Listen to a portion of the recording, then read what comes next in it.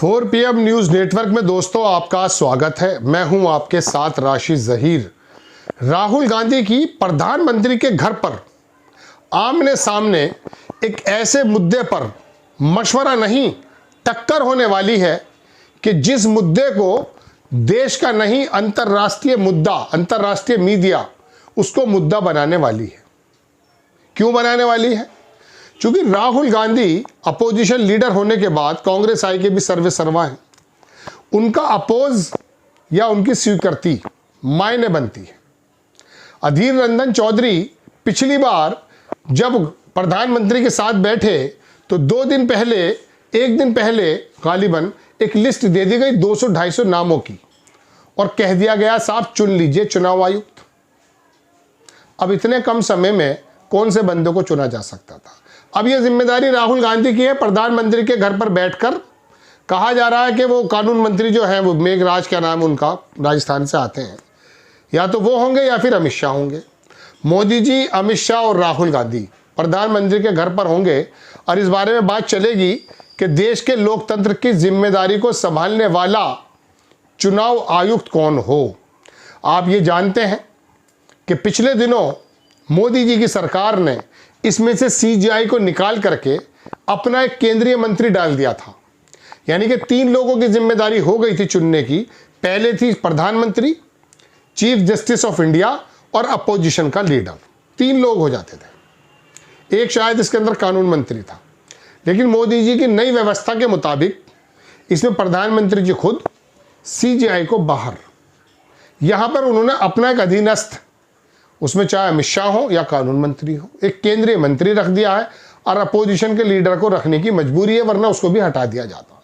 लेकिन अब के इत्तेफाक से अपोजिशन के लीडर के रूप में राहुल गांधी मशवरा करने वाले हैं 17 तारीख को। और अगर ये भी आप जानते हैं कि इस चुनाव की बागडोर, चुनाव आयुक्त जो पिछला राजीव कुमार था, मेरा मुंह से कोई शब्द अच्छे नहीं निकलते, उनके ऊपर कितने एलिगेशन लगे हैं। मोदी जी क्या राजीव कुमार नया चुनने वाले हैं, या फिर राहुल गांधी अपोज करके कोई ऐसा बंदा आ सकता है कि जो TN शेषन की याद दिला दे? नहीं। आपसे दोस्तों अगर मैं यूं कहूं कि राजीव कुमार से पहले कौन था, मैं आपको सच बता रहा हूं, बहुत से लोगों को याद नहीं होगा, क्योंकि उसने अपनी अमिट छाप छोड़ी ही नहीं होगी। फिर जब TN शेषन का नाम आता है या SY कुरैशी का नाम आता है तो चुनाव आयोग को आप आराम से कह देते हैं कि अगर हमें चुनाव आयुक्त किसी को याद करना हो तो TN शेषन का नाम याद आ जाता है, SY कुरैशी का नाम याद आ जाता है। इसके अलावा इक्का दुक्का लोग हैं जिनका नाम शायद याद आए, वरना राजीव कुमार फिलहाल, और ये मिट जाएंगे। मिट जाना इन द सेंस, ये जब जाएंगे तो ये भीड़ में चले जाएंगे। हाँ, कोई अगर याद करेगा इनको तो जैसे पहले वाले चुनाव आयोग को याद किया जाता है अनियमितताओं के लिए, चुनाव के अंदर धांधली के लिए जो आरोप लगते हैं, हम नहीं लगा रहे, उसके लिए तो याद किया जा सकता है। लेकिन ऐसे गलत काम करने वाले अगर आरोप के मुताबिक गलत हुआ है तो इनको याद नहीं करता कोई। देखिए, तारीख में नाम तो उसी का दर्ज होता है दोस्तों जो TN शेषन जैसा काम करके जाए। यही वजह उनको याद किया जाता है। जमाना हो गया साहब। तो बहरहाल दोस्तों, अब की बात टक्कर अधीर रंजन चौधरी से नहीं, राहुल गांधी से है।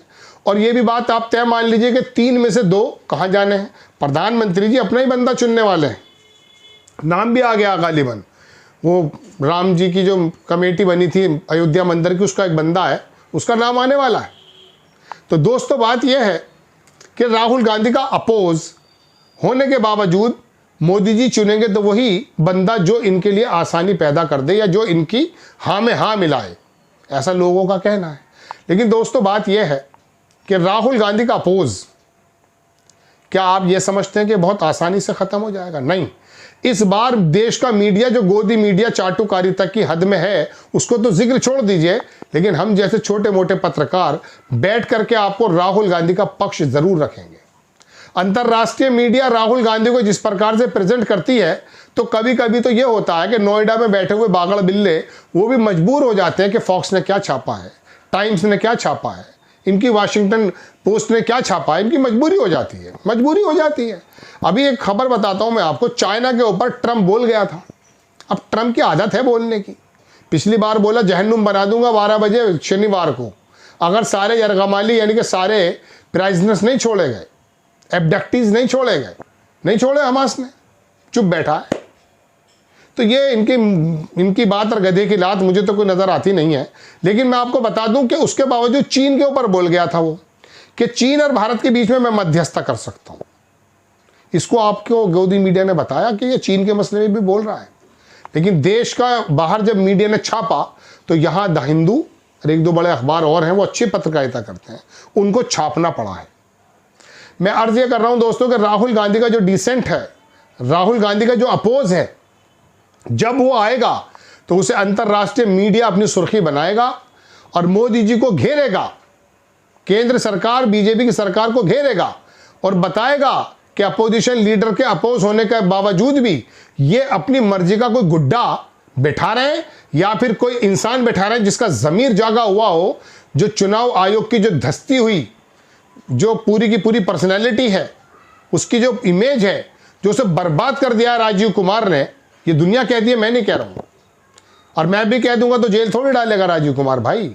जो दुनिया कह रही है हमें भी ऐसा लगता है। तो बात यह है कि ये अनियमितताएं जो हैं, ये जो बेईमानियां हैं जो आपके ऊपर आरोप के मुताबिक लगाई जा रही हैं, इस बेईमानियों का कंटिन्यूशन होना है या राहुल गांधी का अपोज इस बेईमानी पे भारी पड़ जाना है। मैं आपको दोस्तों इसी तरफ जानबूझ के इसलिए लेकर चल रहा हूं कि इसे आप ये मत समझिएगा मोदी जी के घर में राहुल गांधी का अपोज दुनिया की बड़े अखबारों की हेडलाइन बनने जा रहा है। कल की बात है, आज इतवार है। हालांकि ये जो मसला है सुप्रीम कोर्ट में भी है। मैं आपको बताऊंगा कि मैं सीजीआई का क्या हाल है, एक रिपोर्ट बनाने वाला हूं उसमें। ये 12 तारीख में तय हो सकता था और 19 तारीख में सुनवाई भी है, लेकिन बहुत जल्दी अमेरिका से भागे यार चुनाव आ चुकी है तो धुरी है ना भाई। ये लोग अगर फेयर चुनाव कराने लगे तो हाल ये होगा कि जो वोटर लिस्ट के अंदर मुंबई का मामला चल रहा है, इतने वोटर बढ़ गए, इतने काट दिए, ये हो गया, वो सारी पोलें खुल जाएंगी। और सबसे बड़ी बात तो यह है दोस्तों कि अगर नया चुनाव आयुक्त ऐसा आ गया जैसा राहुल गांधी चाहते हैं, या कोई ईमानदार व्यक्ति आ गया, सबकी चूल्हे हिल जाएंगी। राजीव कुमार के काले चिट्टे अगर होंगे तो वो भी खुल जाएंगे, और सरकार ने अगर उनसे कोई डरा के, धमका के, पेगासस, ये वसस वो सस, सारी चीजें हैं, वो भी सब खुल जाएंगे। लेकिन ऐसा मोदी जी होने नहीं देंगे।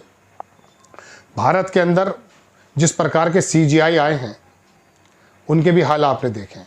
लेकिन राहुल गांधी का अपोज, वो एक आपने मिसाल सुनी थी कि जीत के हारने वालों को बाजीगर कहते हैं। राहुल गांधी की बात तो चलेगी नहीं, क्योंकि 3 में से 2 का जो है मत एक होगा, मोदी जी का मत। अमित शाह या मेघवाल जो भी हैं वो कानून मंत्री, क्या मोदी जी से अलग चले जाएंगे या राहुल गांधी के साथ हो जाए? संभव है। तो मान लीजिए इन दोनों के मत से ही चुना जाएगा। लेकिन राहुल गांधी का जो मत है, जो कि उन 3-2 में से 2-1 से खत्म हार जाएगा, हारने के बाद भी वो बाजीगर कहलाएगा। देख लीजिएगा आप, मैं आपके सामने रिपोर्ट लेकर आऊँगा। आपको खबर कैसी लगी अपनी राय कमेंट्स बॉक्स में ज़रूर दीजिए। चैनल को सब्सक्राइब कीजिए, शेयर कीजिए। नेक्स्ट टाइम मैं किसी खबर के साथ हाजिर होता हूँ। जय हिंद।